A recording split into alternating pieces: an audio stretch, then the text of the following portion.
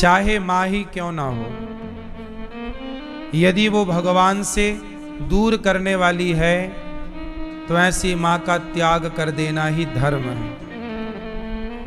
अच्छा ये बताओ,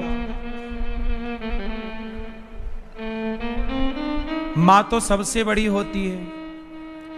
अयोध्या में दो लोग हैं, एक राम और एक भरत।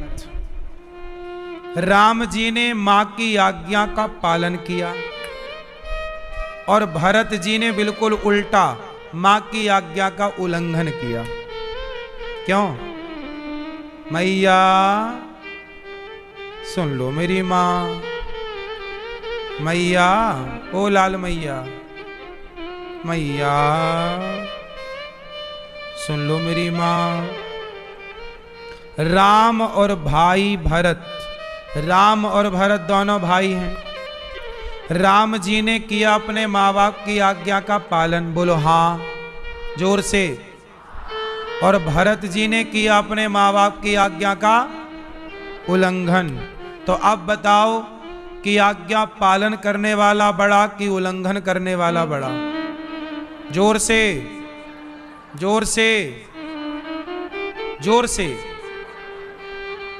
तो क्या भरत जी गलत थे? आप तो कह रहे हैं कि पालन करने वाला आज्ञा का अच्छा हो, तो भरत जी ने गलत किया?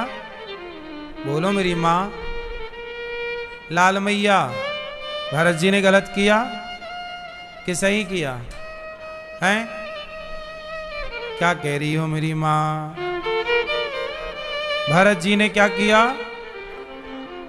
है गलत किया। माँ राजा बनाना चाहती थी तो राजा बन जाते, ये सही था? क्यों छोरा?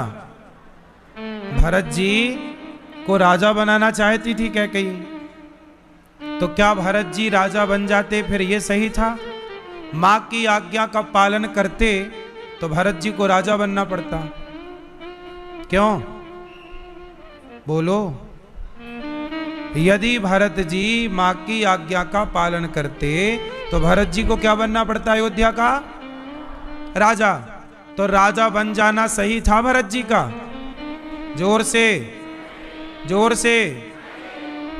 इसका मतलब ये हुआ कि कई बार माँ की आज्ञा का पालन करना धर्म है, तो कई बार माँ की आज्ञा का पालन ना करना भी धर्म हो जाता है। ये सिचुएशन पर निर्भर।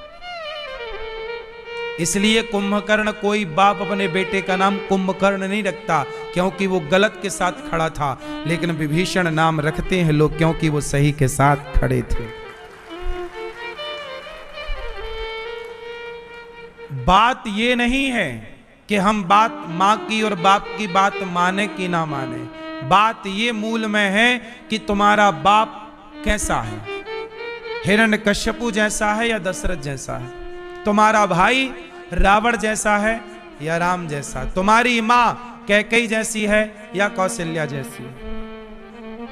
ये सिचुएशन बताएगी, परिस्थिति बताएगी। इसलिए कहते हैं निर्णय लेने के पहले आपको धर्म का ज्ञान होना चाहिए। अच्छा, आज मैं अपने दोस्त से भोजन करते समय मैंने अपने मित्र से एक सवाल पूछा। सवाल ये था, इस धरती पर सबसे ईमानदार कौन है? आपके गांव में, आपके समाज में, आपके घर में बताओ, इस संसार में कौन सी स्त्री, कौन सा पुरुष, कौन है इस धरती पर ईमानदार? कैसे पता लगाओगे कि ये ईमानदार है? मैं पूछ रहा था सवाल, लगा कि आप लोगों से भी पूछ लूं। बताओ ईमानदार कौन है? आप लोग ईमानदार किसे मानते हैं? ईमानदार कौन हो सकता है? फास्ट उत्तर दो। क्यों मैया, ईमानदार कौन है?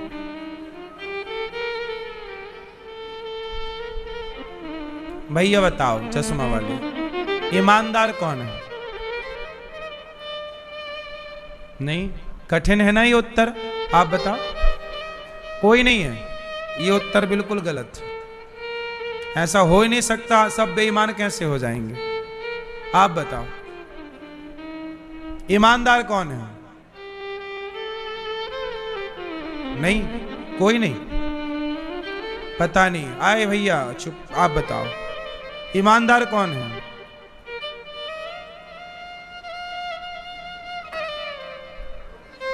हैं? योगी जी। हाँ।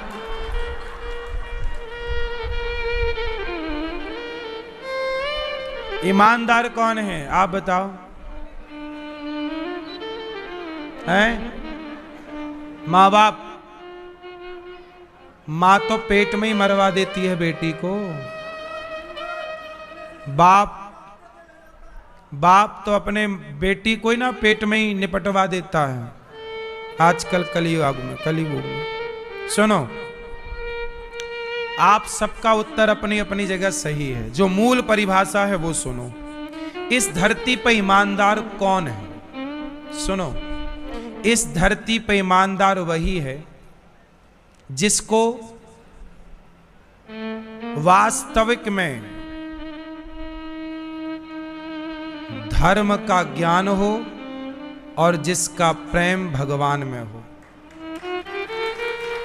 यदि आपके अंदर धर्म का ज्ञान है, आपको नॉलेज है धर्म का, और आप प्रभु से सच्चा प्रेम करते हैं तो आप ईमानदार होंगे। और यदि आप प्रभु से प्रेम नहीं करते और धर्म का ज्ञान नहीं है तो कभी भी आप ईमानदार नहीं हो सकते। धर्म का ज्ञान, इसलिए पहले के लोग ईमानदार थे। पहले के लोग ना कभी झूठ नहीं बोलते थे, पता है आपको? डरते थे भैया पाप लगेगा। पहले के लोग ईमानदार थे। क्यों? क्योंकि वो धर्म को जानते थे।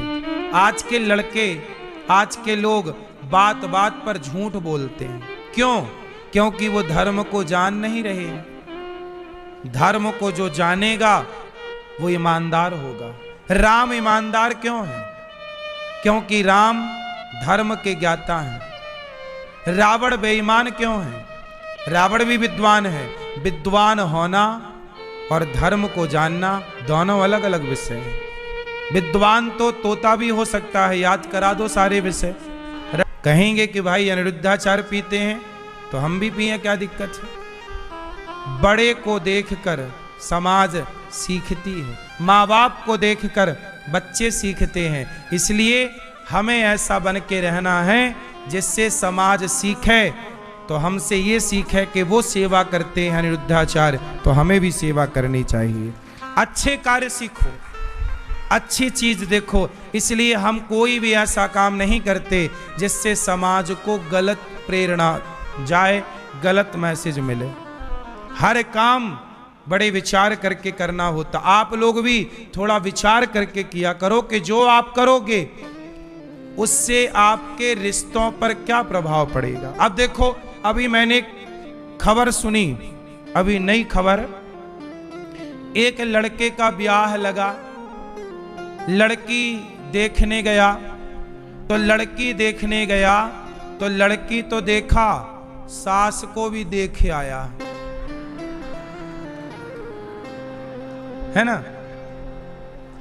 और शादी 16 तारीख की निकली आज की, आज 16 है, आज की शादी थी बेचारे की। लड़की तैयारी कर रही है मेरा ब्याह, लेकिन लड़की अपने पति के संग जाए उसके पहले लड़की के पति के संग लड़की की मां, मतलब दामाद के संग सास भाग गई। ले, अपनी बेटी का ब्याह जिससे तय किया उस पे दिल आ गया। ये चल रहा है संसार में, बोलो हाँ। अब वो लड़की रो रही है, अब वो रोए किस बात के लिए? मां भाग गई इस बात के लिए रोए कि मेरे पति पर मेरी मां ने कब्जा कर लिया, इस बात के लिए रोए कि मेरा ब्याह नहीं होने दिया, इसके लिए रोए। वो लड़की बेचारी परेशान है, वो रोए किसके लिए? बोलो किसके लिए रोए? वो उसका क्या कसूर था? और सुनो, लड़की के लिए जो जेवर बनवाए वो लेके भाग गई। देखो सासों को क्या सूझ रहा है। सोचो, बेटी का ब्याह जिससे होना था उस लड़के के संग भाग गई, हद कर दी। अब बताओ कि इन स्त्रियों से और इन लड़कों से समाज क्या सीखेगी? क्या सीखेगा उनका परिवार? क्या सीखेगा उनका गांव? क्या सीखेगा समाज? इसलिए कोई भी कार्य करने के पहले ये सोचिए कि आप भले अपनी गली मोहल्ले में कोई काम करते हैं, पर वो काम का प्रभाव सारे समाज में, देश में पड़ता है। आज ये घटना जो सास अपने दामाद के संग भाग गई, ये घटना सबको पता चल गई, जबकि वो एक छोटे से गांव की घटना थी। आज के जमाने में थोड़ी कुछ छिपा है, सोशल मीडिया का जमाना है। आदमी 4 किलोमीटर नहीं पहुंच पाता, लाखों किलोमीटर उनकी बातें पहुंच जाती हैं। इसलिए बिना विचारे जो करे सो पाछे पछताएं, और काम बिगाड़े आपनो, जग में होत हंसाएं। इससे क्या मैसेज मिला? अच्छा ये बताओ, उसकी लड़की की मां अपने दामाद के संग क्यों भाग गई? इस क्यों का उत्तर आप लोग दो। क्यों भाग गई? काय के लिए भागी? बोलो, काय के लिए भागी? क्यों भागी? क्योंकि वो महिला और वो लड़का दोनों धर्म को नहीं जानते थे। यदि धर्म को जानते तो वो लड़की की मां ये सोचती कि ये मेरी लड़की का होने वाला पति है, ये मेरे पुत्र के समान है। वो दामाद के संग नहीं भागी, वो अपने बेटे के संग भाग गई। दामाद क्या है? दामाद क्या है? वो अपने बेटे के संग क्यों भाग गई? क्योंकि वो धर्म का ज्ञान, धर्म नहीं जानती। इसलिए कहता हूं, अपनी बेटी अपने बेटे को धर्म का पाठ पढ़ाओ। धर्म पढ़ना जरूरी है, और यही तो धर्म है। उस लड़के ने काश पाठ पढ़ा होता कि ये तो मेरी मां है। सास तो मां होती है। बोलो, अब इस मां बेटे के रिश्ते में जरा भी दोष आना पाप है कि नहीं? स्पर्श करना तो पाप है साहब, सोचना भी पाप है या नहीं? लेकिन ना तो उस लड़के ने सोचा, ना तो उस लड़की की मां ने सोचा। और काहे भाग गई? अपनी वासनाओं के लिए। क्या था? इस बुढ़ापे में भी उसकी वासनाएं पूरी नहीं हुई, तो भाग गई जवान लड़के के संग।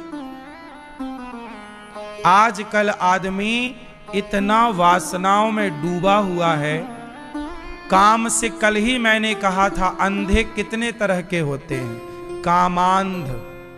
जब काम सिर पर चढ़ता है, वासनाएं, तो व्यक्ति अंधा हो जाता है। इसलिए कहता हूं, अंधे मत होइए। अपने आप को सत्संग से जोड़ करके और अपने अंदर की बुराइयों को मारिए। मारना है, आपका कोई दुश्मन है। अब बताओ, अपने भीतर की वासनाओं के लिए अपनी बेटी के पति के संग भाग गई, तो वासनाओं को कंट्रोल किया होता, मार दिया होता अपनी इच्छाओं को, तो इस कलंक से बच जाती कि नहीं? अब वो भाग कर कहां जाएगी? वो भाग कर कहां जाएगी? पकड़ी जाएगी। क्या मुंह दिखा पाएगी? यहां भी बिगड़ गया उसका। अब समाज में क्या वो रह पाएगी? रहेगी तो किस मुंह से रहेगी?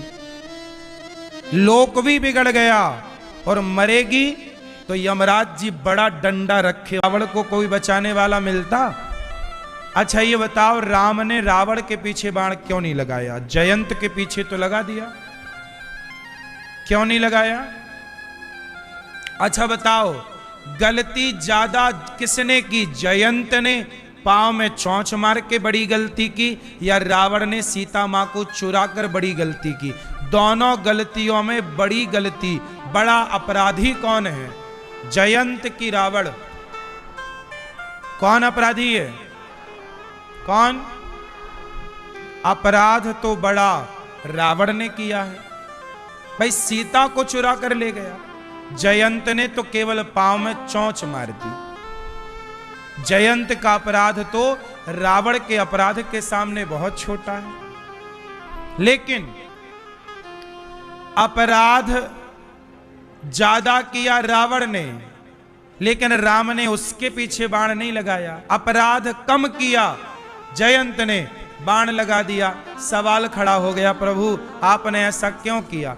आप चाहते तो रावण के पीछे भी एक बाण लगा देते, रावण मर जाता, सीता मैया तुरंत आ जाती 1 घंटे के अंदर। क्यों नहीं किया राम ने? बताओ। क्योंकि सीता मैया को जब रावण लेकर गया, सीता मैया के पांव में जब चोंच मारी जयंत ने, तब सीता का दोष नहीं था, सीता मैया का कोई अपराध।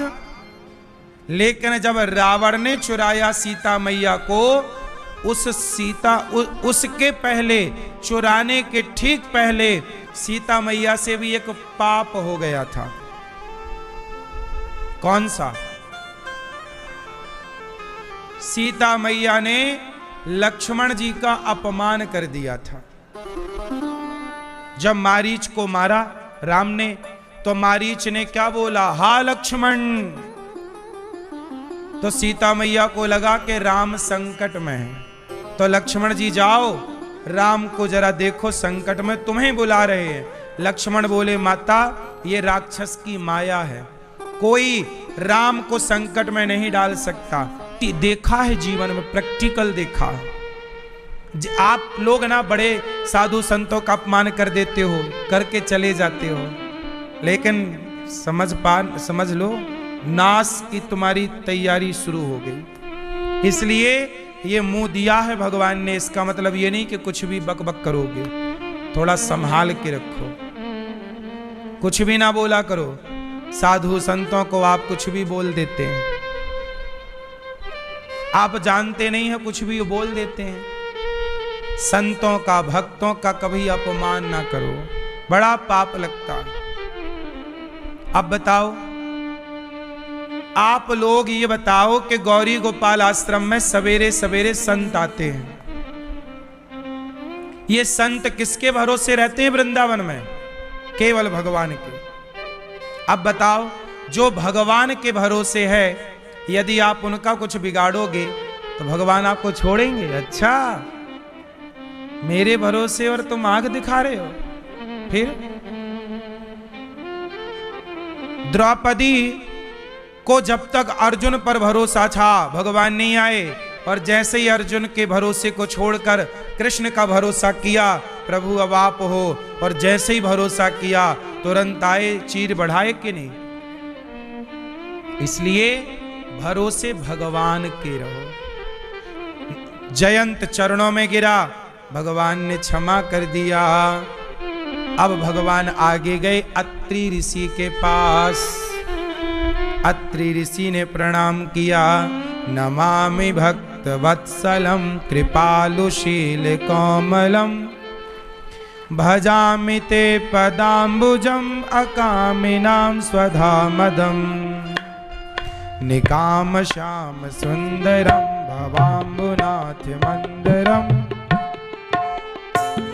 प्रफुल्ल कंजलोचनम मदादि दोष मोचनम,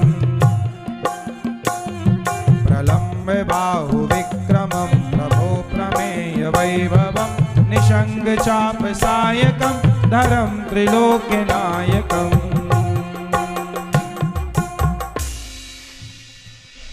अत्रि ऋषि के पास गए, अत्रि ऋषि ने भगवान को प्रणाम किया, स्तुति की। अब अत्रि ऋषि की पत्नी का नाम क्या है? माता अनसुईया। अनसुईया माता ने माता सीता को पातिव्रत धर्म का काय वचन मम पति पद प्रेमा, जगपति व्रता चारि विधि आहि, वेद पुराण संत सब कहीं, उत्तम के अस बस मन माही, सपने हुआन पुरुष जग नाही, मध्यम पर पति देखै कैसे, भ्राता पिता पुत्र निज जैसे। हर स्त्री को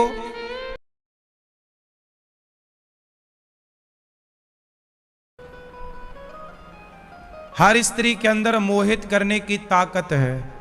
अब वो मोहित किसे कर रही है उस पर डिपेंड करता है कि पति को कर रही है कि पड़ोसी को, पर मोहित करती तो है। अब देख लो उसने दामाद को ही मोहित कर लिया। बोलो हाँ, फिर मोहित करने की ताकत तो है, इसलिए मोहिनी भगवान है। मैया आपका पति कौन है? ए मैया, लाल मैया। पति कौन? कोई मेरी आँखों से देखे तो समझे कि तुम मेरे क्या हो, कि तुम मेरे क्या हो। तुम ही मेरे मंदिर, तुम ही मेरी पूजा, तुम ही देवता हो, तुम ही देवता हो। जिधर देखती हूँ उधर तुम ही तुम हो, न जाने मगर किन ख्यालों में गुम हो। मुझे देख कर तुम जरा मुस्कुरा दो, नहीं तो मैं समझूंगी मुझसे खफा। तुम ही मेरे माथे की बिंदिया की झिलमिल, तुम ही मेरे हाथों के गजरों की मंजिल। मैं हूँ एक छोटी सी माटी की गुड़िया, तुम ही प्राण मेरे, तुम ही आत्मा हो। पति तुम ही मेरे मंदिर, तुम ही मेरी पूजा। अच्छा ये बताओ पति क्या है? पति है, पति माथे की मांग है। पति क्या है? पति हाथों की खनकती हुई चूड़ी है। पति गले का मंगल सूत्र है। पति है तो आपके हाथों की मेहंदी है। पति है तो आपके पाँव में माहौर है। पति है तो आपके पाँव की पायल की छम छम शोभा देती है। पति है तो माथे पर बिंदिया है। पति है तो लाल साड़ी है, गठ जोड़ा है। पति है तो यज्ञ है। पति है तो संसार की हर खुशी है। इसलिए जब तक पति होता है तो कुछ स्त्रियों को पति की कदर नहीं होती। आजकल पैसे की जितनी कदर है इंसान की उतनी ही कम कदर है। आजकल इंसान की वैल्यू नहीं है। काश हम पैसे से ज्यादा रिश्तों को महत्व देते तो आज पैसों के कारण रिश्ते ना टूटते। रिश्ते बड़े अनमोल होते हैं।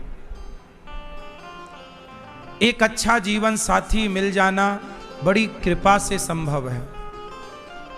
स्त्रियां बहुत होती हैं, लेकिन वो स्त्रियां चाहिए जो पति में समर्पित रहें, वो पुरुष चाहिए जो पत्नी में समर्पित रहें।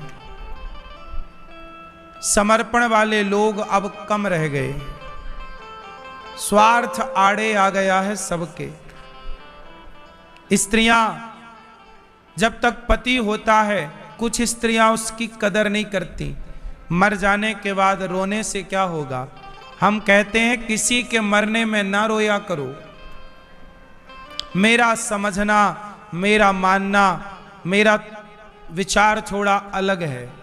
मेरा कहना है कि जब कोई मर जाए तो मत रो, पर जब वो जिंदा है तो उसे इतना प्रसन्न रखो, इतना प्रसन्न रखो कि वो मरने वाला कहे कि मुझे हर जन्म में ऐसी पत्नी, ऐसा पति, ऐसा पुत्र, ऐसी पुत्री प्राप्त हो, ऐसा पिता, ऐसी माता प्राप्त हो। जब तक व्यक्ति जिंदा होता है तो लोग उसके पास बैठते नहीं, बात सीधे मुंह करते नहीं, और मर जाने के बाद बड़े बड़े आंसू बहाते हैं। क्या होगा उन आंसुओं से? मैं जिंदा हूं अभी,